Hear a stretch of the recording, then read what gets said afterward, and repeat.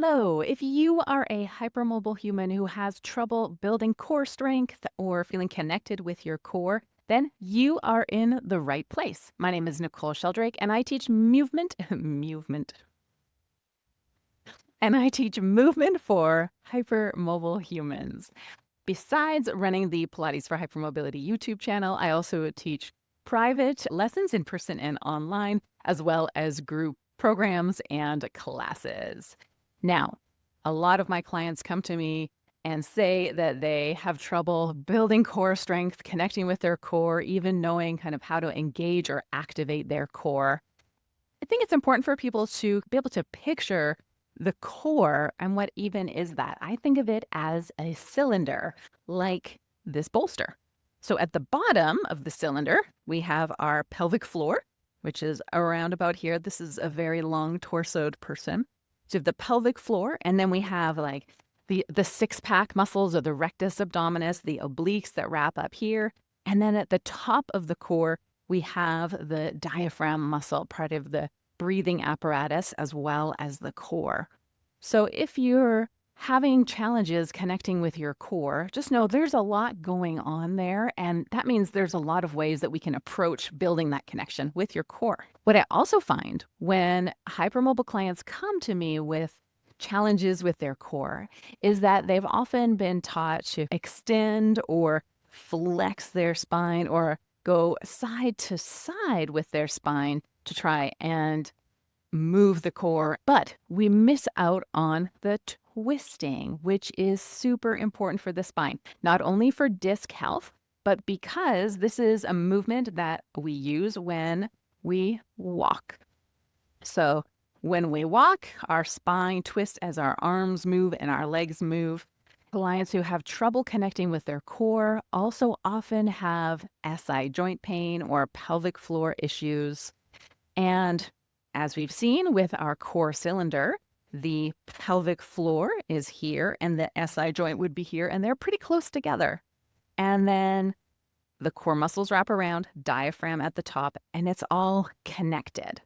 So because we're all connected, any kind of gentle twisting at the top or the bottom of that cylinder, kind of like wringing out a dishcloth, is going to help move the other components of the core cylinder and get the tissues moving, get blood flowing there, and start to make gentle changes that we need to begin building our connection with the pelvic floor. A lot of people are holding muscles and they're thinking, okay, I need to pull everything in to use my core, but we want to use it reflexively. So I'm going to introduce an exercise that you can use to start connecting with that twist to encourage more movement through your core cylinder. The exercise will be done on your back, so come on down. You could do this on a bed if you like. It's very nice to do when you wake up in the morning or when you are about to go to sleep. Come on down to your back. Once you're on your back, you're going to bend your knees and keep your feet flat.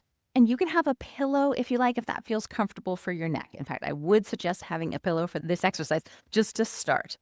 And then we're going to do a warm-up exercise called the knee sway for the star stretch exercise, which is the main exercise. So the knee sway is just a simple sway of the knees from side to side. And you'll feel and see here that it starts to twist that core cylinder from side to side. And if you tend to have a lot of SI joint pain, you just want to go slowly and make sure that you stop if it's painful for you. But take your time and feel what's happening through this movement of your hips and through that core area. So thinking that your core is from the pelvic floor up to the lower ribs. If that's enough for you, you can stop there and have that done for the day. Or if you'd like to go a little farther and into a deeper twist, then you're going to join me in the star stretch. For this, you'll need to extend your legs out, and then your arms will go out. So you're in like a starfish position. And you can have a bolster or something to the side for your leg to rest on when we do the star stretch. So we're going to start with the lower body and lift one leg up and bring it across and over. So you can rest either on the floor, on a bolster, but you definitely want your leg to be resting on something. So you want your foot to be touching something and not just hanging out in the air. And then you're just going to take a couple of breaths here. So you can see we've gone into a deeper twist in the spine, and now the weight of the leg is gently pulling those and lengthening those tissues. Again, if it gets to be too much and doesn't feel right for you, then skip it. You can take a couple of breaths here. You're trying to soften and just let the body feel safe, the brain feel safe here. And then you're going to bring that leg back to the floor. And then we try the same thing with the arm. So we're going to lift the arm up towards the ceiling and then begin to bring your hand over towards your opposite hand. And now we're stretching fingertips in one direction, feet are reaching the other direction. And you can put your head rest on your pillow and then take a couple of breaths here. So now we're doing a little more of a twist in the upper body. I'm going to think soft shoulders. Feet are heavy. Place everything back to the floor. Same thing on the other side. Now, if you have a wall, that is totally fine to rest your foot on at any height. And you can even gently push your foot into the wall or just kind of let it rest there, whatever feels comfortable for you. And again, we're going into a little twist in the hips here. So more of a lower body twist. And you'll notice a difference from side to side. We're asymmetrical, that's fine.